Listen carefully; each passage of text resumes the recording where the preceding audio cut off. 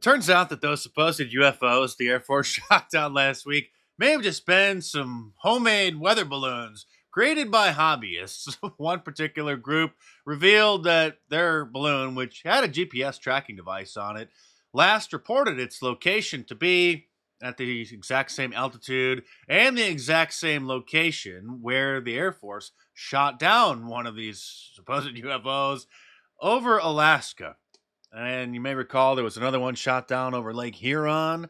And the Air Force missed the first time, and that missile just landed somewhere in the lake. So they don't even know what the hell they're doing. And this would explain why there was no debris recovered, because the balloon and its tiny little components were obliterated into dust. And so here's Joe Biden embarrassing our country as usual.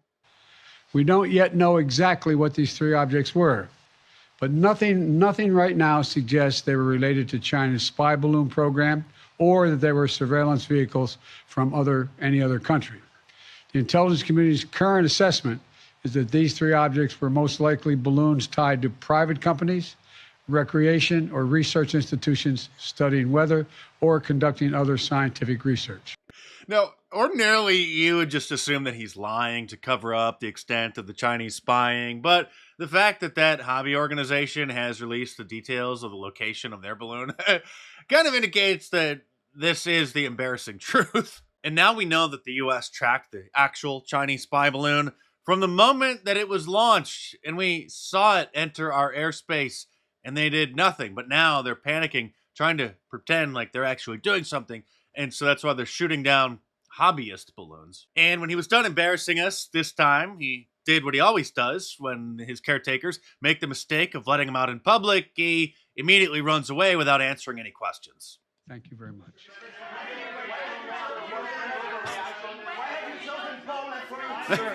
Sir, the question wasn't. Maybe he is going to answer some questions, you say. There's been criticism that this. No, this is just a dementia patient wandering around. Mr. President, there has been criticism. Mr. President, there has been criticism that this was an overreaction that was done. Answer some questions, old Joe.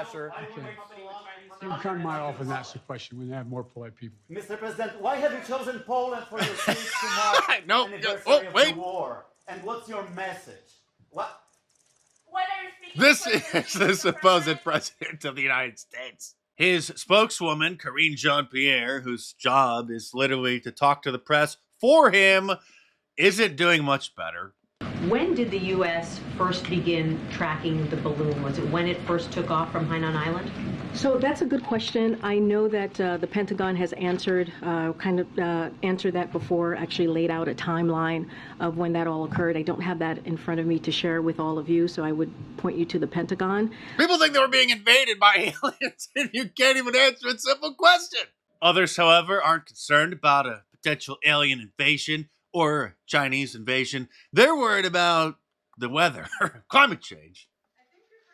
Here's Senator Josh Hawley giving a speech. And what do our leadership? We have the largest military in the world. We spend over $1 trillion every year.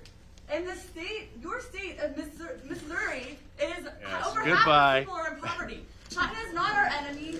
The climate crisis. China's not our enemy. The climate crisis is.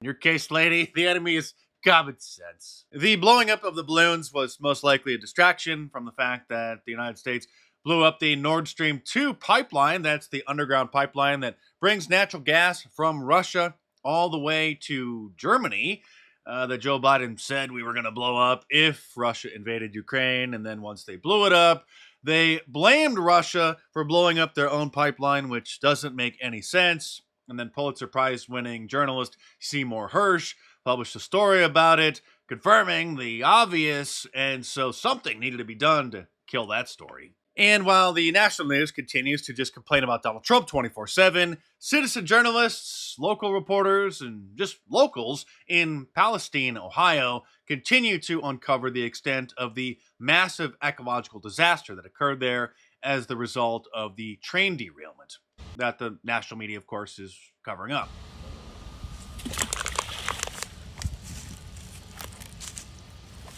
Just take a look. You can see the oil or the chemicals or whatever causing the rainbows there. It's all in the stream. bottom of the creek bed. Newly elected Republican Senator J.D. Vance from Ohio also showed up to one of the creeks to show the extent of the damage. Hey guys, so I'm here at Leslie Run, and there are dead worms and dead fish all throughout this water. So, something I just discovered is that if you scrape the creek bed, it's like chemical is coming out of the ground. Can you come here? And let me just show this to people. I don't know if you're going to see this on camera, but watch this.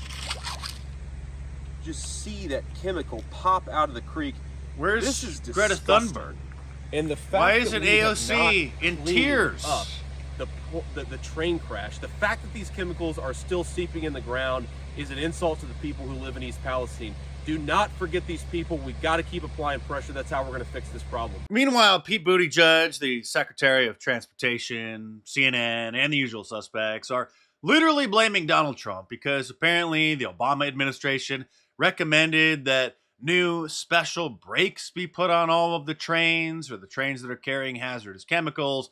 The Trump administration allegedly blocked that, and that really wouldn't have mattered at all because it's not the brakes that need to be repaired, it's the tracks themselves.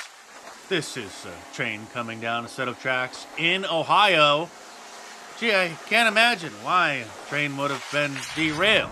And like I said before, Pete Buttigieg probably didn't allocate the infrastructure money to such an area because there are too many white people there. And as he's said numerous times, he only wants to build up the infrastructure in black and brown communities. Trump shares blame for Ohio train derailment, Buttplug says. Meanwhile, Marxists continue to prey on children in ways that 10 years ago would have caused a national outrage, and the president would have held a primetime address to denounce such behavior. But now, at least in the big cities, in San Francisco, New York, this is the norm. This is a teacher, by the way. Children need to feel safe to be whoever they want to be.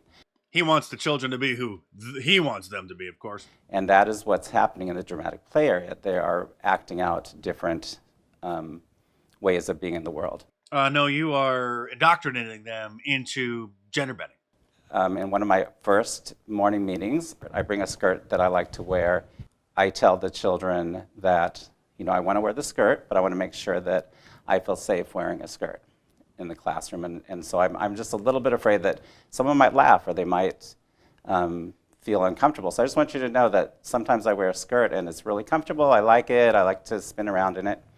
Scared that the children might laugh. If this was a teacher of mine back when I was a kid in the 1990s, we wouldn't have needed the principal, the other teachers, the parents to step in. We would have run him out of town ourselves. Subscribe to my channel if you're new here and click the thanks button below the videos to leave a super thanks comment, which highlights your comment in color and helps support the channel. So appreciate all your support. Stay tuned and I will see you soon.